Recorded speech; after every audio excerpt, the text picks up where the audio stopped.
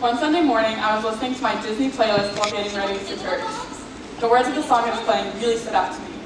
The song was "Part of Your World" from The Little Mermaid.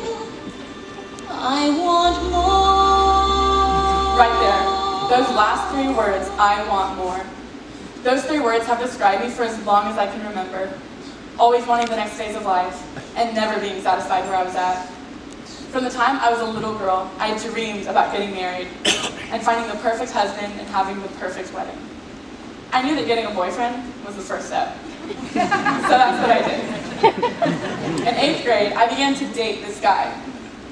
I honestly didn't like him that much at the time, but this was the beginning of everything I had been waiting for. So, as a 13-year-old girl, the fact that I didn't like him that much wasn't enough to keep me from dating him. I can remember it like it was yesterday. We started dating on December 4th, 2014.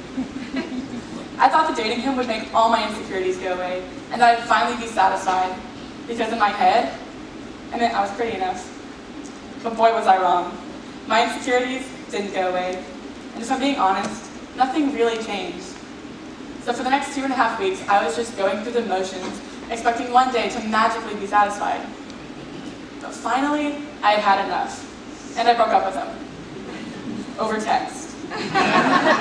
2 days before Christmas. Right after we exchanged Christmas gifts.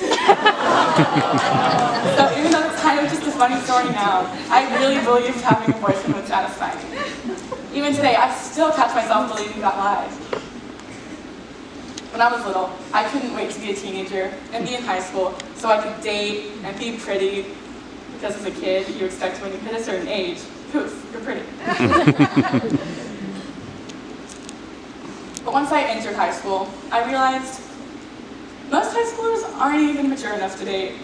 So I thought maybe by my junior or senior year, I'd be ready.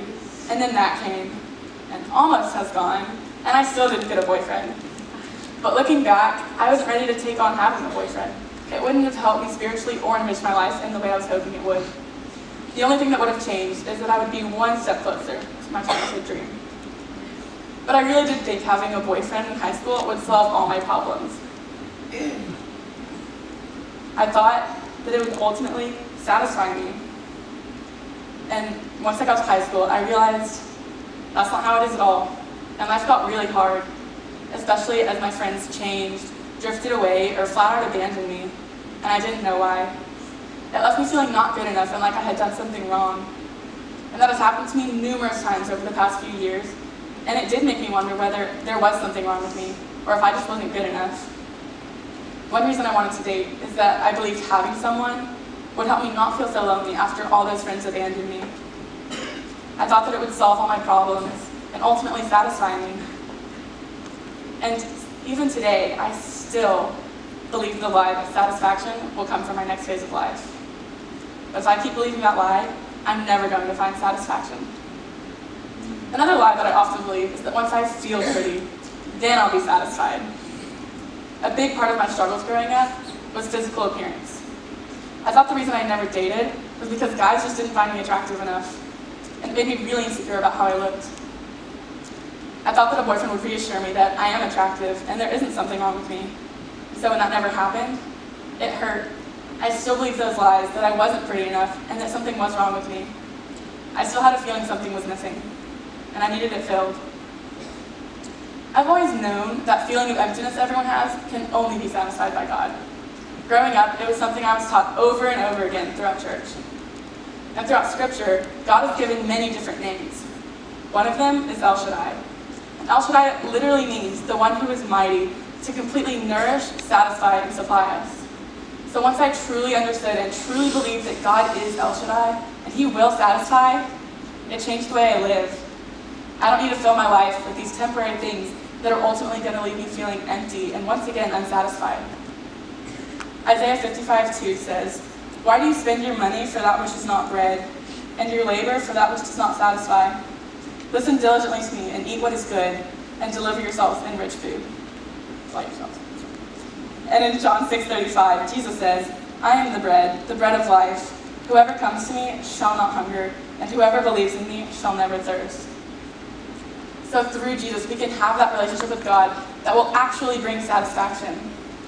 So in God's eyes, I am his, and that is enough. I know this because there were times in my life where things happened and I should have felt upset or been unsatisfied, but I wasn't. And I didn't realize it then, but I was experiencing God's satisfaction. I was no longer focusing on what I didn't have or what I wanted, because I realized what I did have. I have El Shaddai, he who fully satisfies. Psalm 107:9 says, he satisfies the longing soul, and the hungry soul he fills with good things. Everybody has a place in their heart that can only be filled with God. Only he can take that feeling of emptiness away. Similar to how every lock only has one key, only God can satisfy that empty feeling. Even if all our wants and desires are fulfilled, we're still going to be left feeling empty and wanting more, unless we choose to fill that place in our heart with God. God is the only constant in our lives. All the stuff that we chase after, the author of Ecclesiastes compares it to chasing after the wind and calls it meaningless. We all want satisfaction. We often chase after many different things trying to unlock that satisfaction. However, eventually, they all fall short. And that's why I'm so grateful that I'm learning how to live out my life, being satisfied by God. Nothing else I've ever tried to use has brought me satisfaction. God is the key to our satisfaction.